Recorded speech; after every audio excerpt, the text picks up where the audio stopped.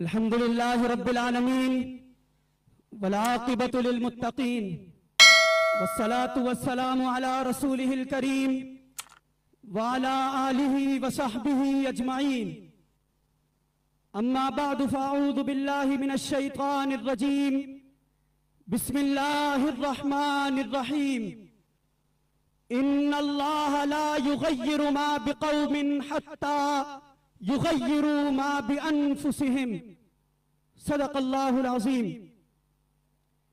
Stage पर मौजूद उलमाए किराम और मेरे सामने मौजूद दीनी मदारिस से ताल्लुक रखने वाले और दीनी उलूम हासिल करने वाले तलबा, मेरे उल्टे हाथ की जानिब सिंध असेंबली मौजूद है।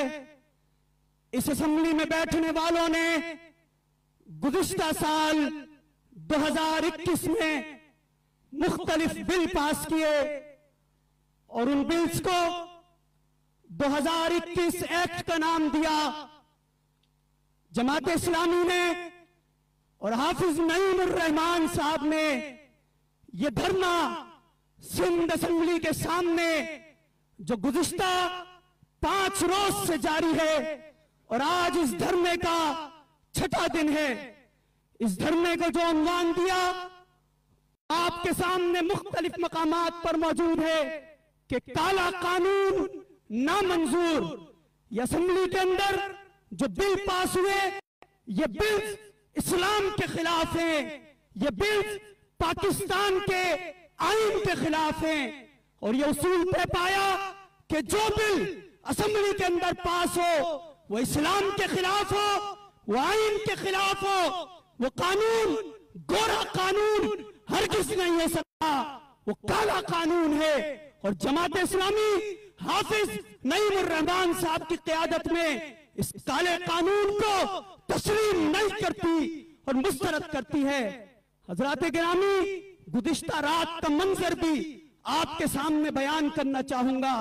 रात की तारीकी थी, आसमान बरस रहा था, एक तरफ लोग अपने घरों के अंदर मौजूद थे, जो सड़कों पर मौजूद थे वो घरों की जानिब जा रहे थे, इस गर्ज से जा रहे थे कि वो कंबलों के अंदर और लिहाफों के अंदर और ठंड के अंदर ओढ़ लपेट कर इत्मीनान से अपनी रात गुजारें।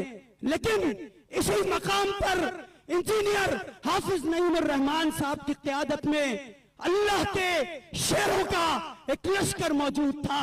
आसमान बरस रहा था लेकिन वो इस गर्ज से यहाँ पर मौजूद थे कि अल्लाह के बंदों को, शेरे कराची के रहने वालों को हुकूक मैसर आए, उनको तालीम मैसर आए, उनको बिजली और गैस की बंदिश का जो सामना है वो खत्म हो जाए, उनको ट्रांसपोर्ट के जो मसाइल हैं वो मसाइल हल कर लिए जाएं।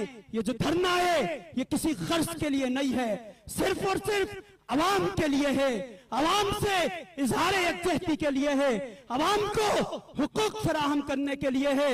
ये शहर कराची, इस शहर के कायदीन जो है, इस शहर पर हुकूमत करने वाले, इस असेंबली के अंदर बैठने वाले, इन्होंने इस शहर को लिसानियत के अंदर तकसीम कर दिया, 2 टुकड़े कर दिया।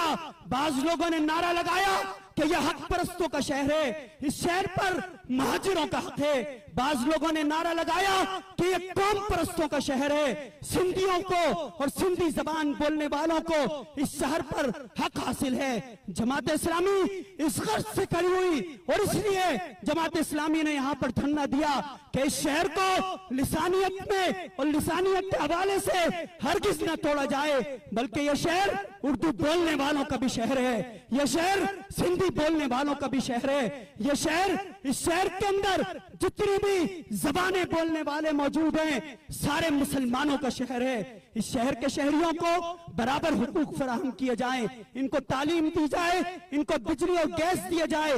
रात को बारिश हुई, सड़कों का हाल देख लीजिए, सड़कें टूटी फूटी हैं और गटर उबल रहे हैं। ऐसी सूरत हाल में कोई अगर साफ सुथरे कपड़े पहनकर गलियों से गुजरता है, सड़कों से गुजरता है, तो वो हरगिज नहीं गुजर सकता। हम जमात इस्लामी के इस धरने में यहाँ उलमाए किराम मौजूद हैं, तलबा मदारिस मौजूद हैं, हम सब मिलकर हाफिज नईमुर रहमान साहब की क़यादत में उनके साथ इजहार यकजहती भी करते हैं और अल्लाह रब्बुल आलमीन से दुआ गो है कि अल्लाह इस धरने को कामयाब फरमा।